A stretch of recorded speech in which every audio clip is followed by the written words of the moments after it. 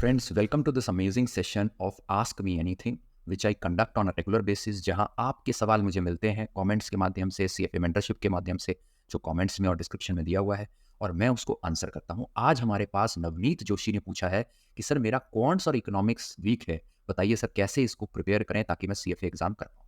तो सबसे पहले नवनीत जी, मैं इसको दो पार्ट में ब्रेक करूंगा आपके क्वेश्चन। पहला, ये वीक है आपका, उसके लिए कॉन्ग्रेचुलेशंस कि आपको इस चीज़ का एहसास है।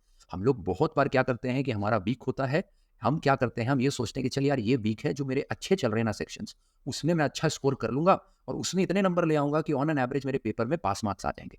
CFA इस तरीके से नहीं चलता है दोस्त, नहीं चलता। क्यों? क्योंकि CFA always wants you to have a well rounded personality, कि आपको A to Z of finance के बारे में पता होना चाहिए। तो इसीलिए आपने ये वीक है, आपने पूछा, तो इसके लिए आपको कॉन्ग्रेचुलेशंस। अब इस पर काम करेंगे क्योंकि इसमें भी आपको 50 से 60% मार्क्स लाना ही है। आप ये नहीं सोच सकते हैं कि फाइनेंशियल स्टेटमेंट एनालिसिस या डेरिवेटिव से किसी और टॉपिक में आप अच्छा नंबर ले आएंगे तो आपके ये वीक एरियाज का एवरेज में कवर अप होकर आपका पास हो जाए। Number 1। Number 2, counts by design. यार मैं तो इंजीनियरिंग बैकग्राउंड से था और इंजीनियरिंग में भी टॉप नॉच यूनिवर्सिटी से मैंने इंजीनियरिंग कर रखी थी, IIT खड़गपुर से। तो मेरा तो बाय डिजाइन मैथ्स अच्छा था बिकॉज ऑफ माई बैकग्राउंड। तब भी कॉन्ट्स जो है मुझे काफी डिफिकल्ट लगा था, right. But having said that, आपको ये ध्यान देना है कि कॉन्ट्स काफी लॉजिकल है अगर आप इसको लॉजिकल तरीके से पढ़ें और अगर प्रैक्टिकल एग्जांपल्स के साथ पढ़ें। जैसे आप लोग हाइपोथेसिस टेस्टिंग पढ़ते हैं, इसमें where there is concept of confidence intervals, normal distribution etcetera.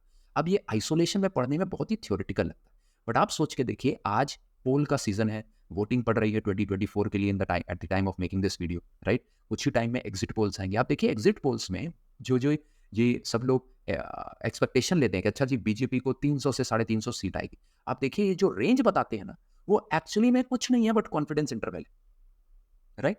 तो अब कभी आपने रियल लाइफ एग्जांपल्स को इस तरीके से प्रैक्टिकलिटी से तो देखा ही नहीं, तो इसीलिए कॉन्फिडेंस इंटरवल आपको एक कॉन्सेप्ट, एक थ्योरी लगता है जो कि हार्ड लगने लगता है, एज कंपेयर टू कि अगर आपको प्रैक्टिकल एग्जांपल्स के साथ कुछ चीजें समझाई जाएं तो इट बिकम्स इजी। तो हेंस यार, my word of advice is that I have taught this entire course through lot of these practical examples.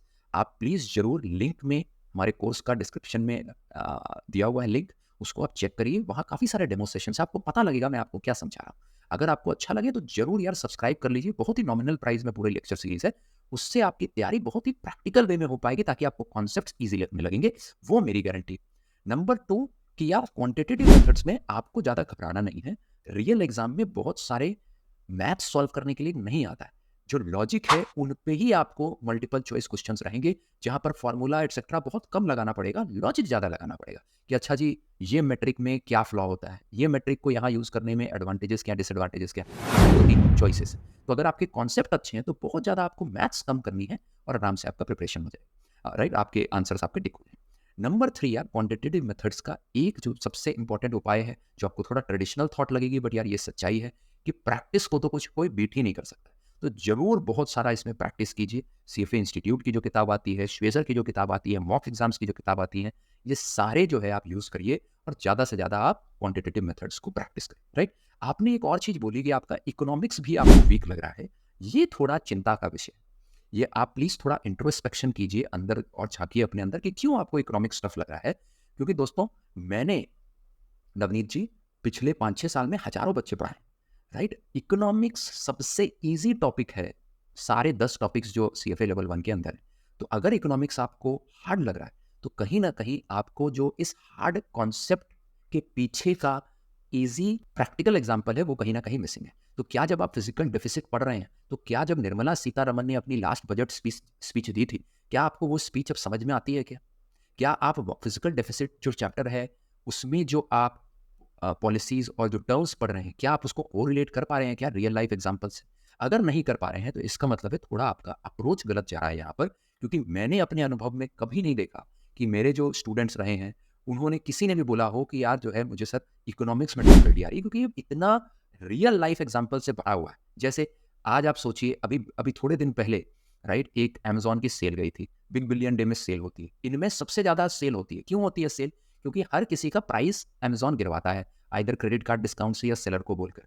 तो होता क्या है कि जैसे ही प्राइस घटता है बहुत सारी डिमांड बढ़ती है। तो यही तो है, जैसे इकोनॉमिक्स का 101 जो फर्स्ट कॉन्सेप्ट आप पढ़ते हैं जिसको हम बोलते हैं law of demand, right, law of demand. तो यही चीज तो है।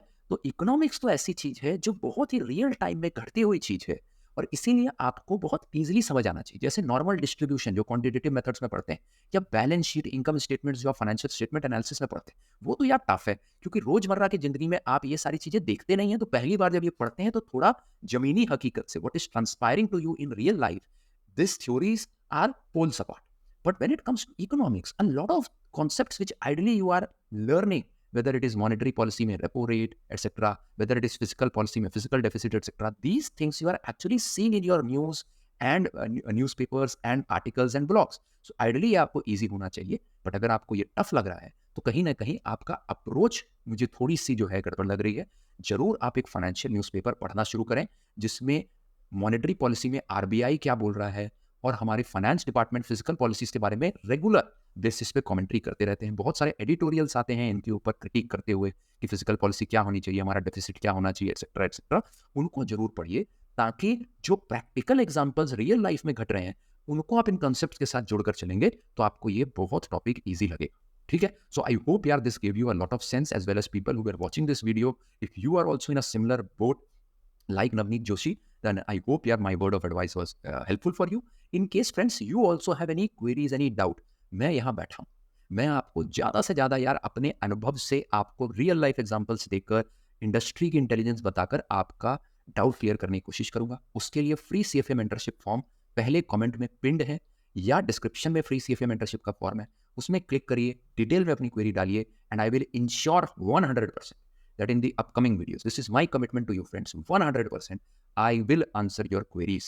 बस आप फ्री CFA मेंटरशिप फॉर्म में डिटेल में प्लीज अपनी क्वेरी डालिए, ताकि मुझे कॉन्टेक्स्ट रहे। ऐसा ना रहे कि आप उसमें मेंटरशिप फॉर्म में क्वेरी में डाल दिए CFA, अब मैं CFA खाली एक 3 लेटर का वर्ड लिख देंगे तो इससे मुझे क्या पता लगेगा कि आप CFA के बारे में क्या जानना चाह रहे हैं। जैसे आज नवनीत जोशी ने डिटेल में बताया कि भाई उनको 2 टॉपिक में दिक्कत आ रही है। बहुत सारे बच्चे CFA वर्सेस MBA के बारे में दिक्कत आती है तो वो पूछते हैं। तो ऐसे डिटेल में अपना जरूर क्वेरी डालिए, and I will ensure that in this upcoming ask me anything अम्मा सीरीज जो हम चलाते हैं, उसमें हम आपकी ये क्वेरी 101% में सॉल्व करके दूँ।